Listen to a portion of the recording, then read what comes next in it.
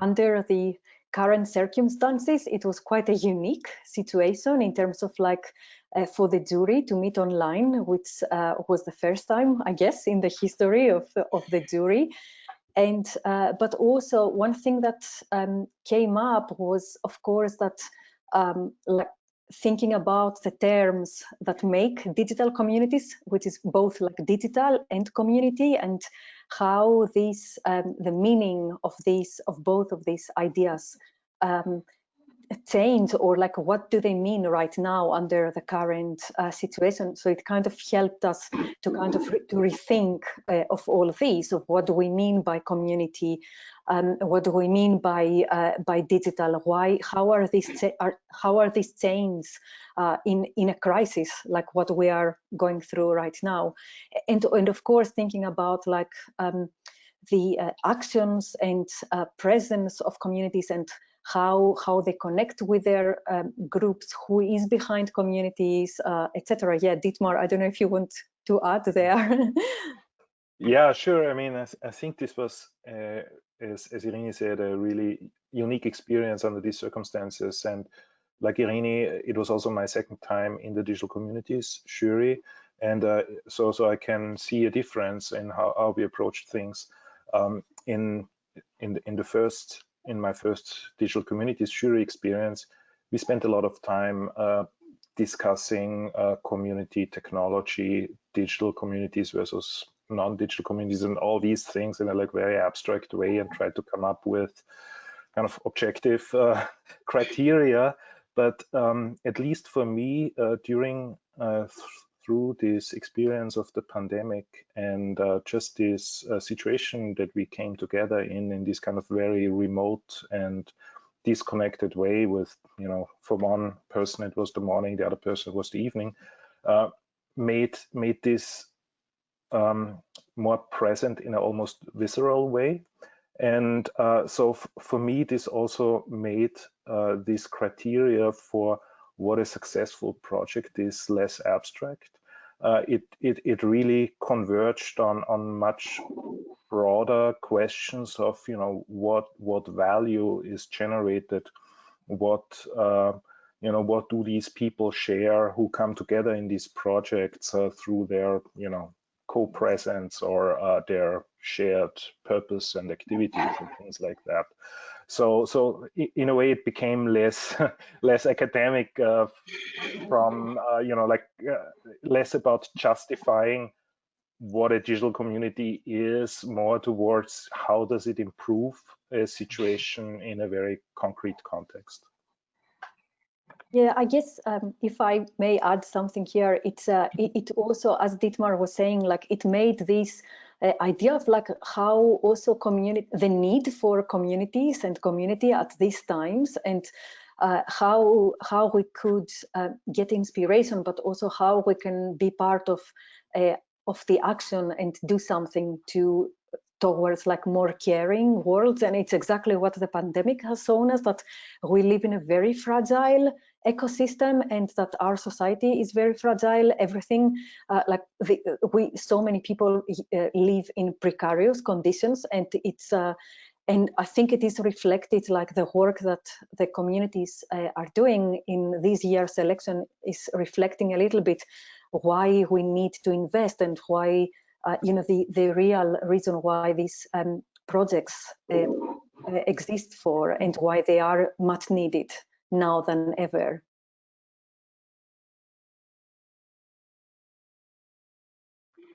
Yeah, I mean, I think the category has existed for quite some years, and there's a certain consistency that we see that has emerged around this topic.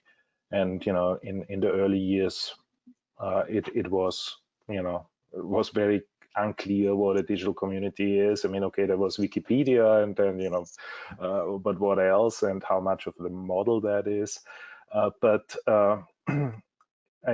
So I think there's a certain historical consistency also, but at the same time, it's super broad. Like some projects are very strictly activist, other projects have no purpose other than just bringing people together. And so, there's, I think this variety is very good. What I really like about the digital communities category is that there's always this reality check. You can, the intention of the artist or the intention of the designer is nothing without the people who use it, and people might use it in a completely different way. There's this kind of improvisational process that sometimes subverts the intentions of the designer, and that is the beautiful thing about this category.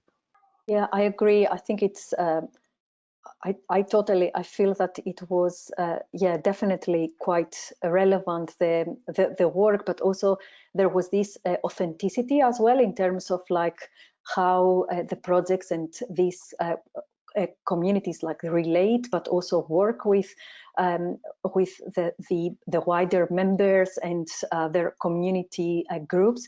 And I think that was something that I found really important as well in terms of like how they are composed and who creates them, and this idea of like distributed power, if we want, or distributed way of doing things and empowering people within these communities.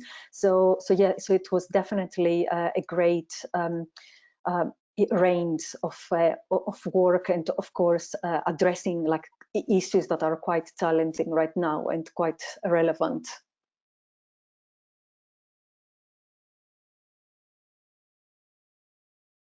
I think what I noticed is that just technology moved much more into the background.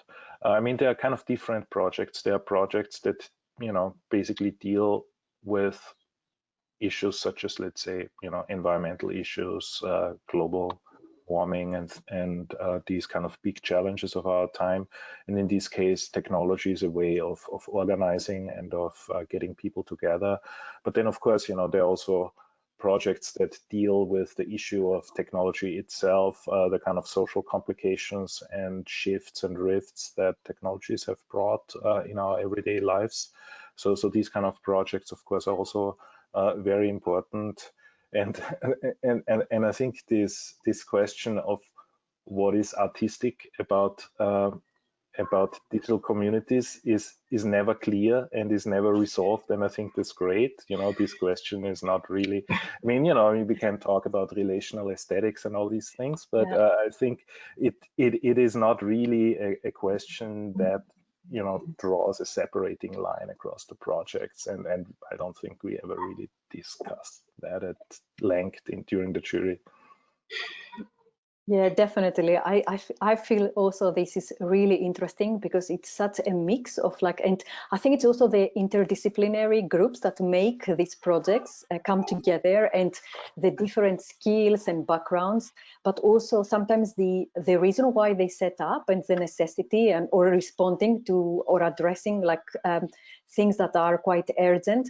But I feel that like there was a presence in like an artistic and creative way of responding and engaging with these issues, and this is what I find really interesting as well in terms of like how we can also reevaluate and rethink the role of art, not just community and digital, but also why do we need art at this time? And of course, it's something that will come up as well in the next few months and years as well in terms of how we can deal with the world around us, and how we can deal with challenges, and how we can deal with mental health issues.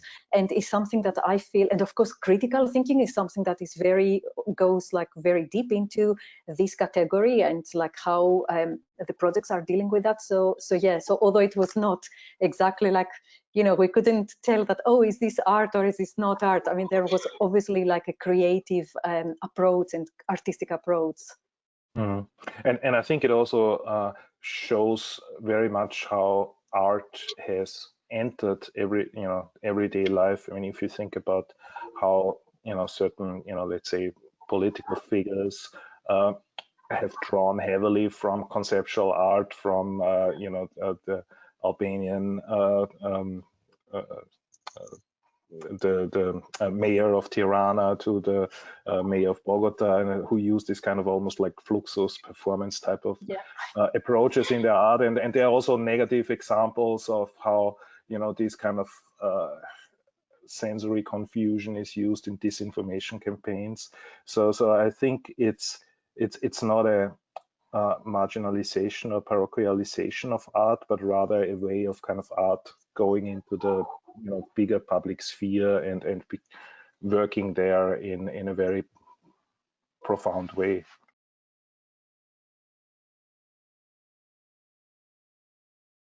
I mean, it's a hard question because there's so much to say about it.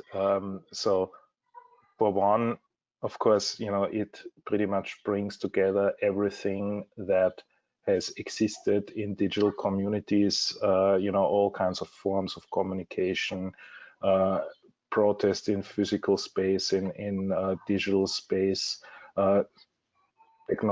tools that are made by the people for a particular purpose, the kind of leaderless structure of the group. So I mean, all these are themes that have been around from the very beginning, since the, you know, early 90s, when digital media became a big public issue.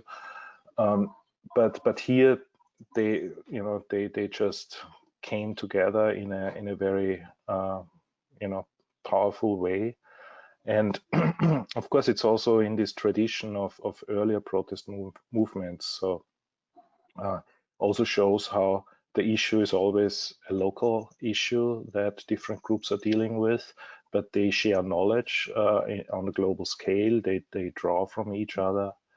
And I think it was the first time that an anonymous project has won a prize. And I know that in previous decades in Ars Electronica, the question of who is the author, who is the artist, has been always a very controversial sometimes. And here was, you know, was the first time and where it was completely clear that it is anonymous group that has authored that. Yeah, I think I agree. I think this is a very powerful thing to have, like a winning project that is that comes from a collective of people rather than a single or like a small group of authors. So it's quite I guess it's quite a powerful statement as well, in terms of like what do we mean by community, and how how initiatives like that, but also how change is possible and happens, and it's from the powerful of people and large groups that kind of come together, and how they work together and become one in a way. So it's a really, I find that this is quite important, especially for this year.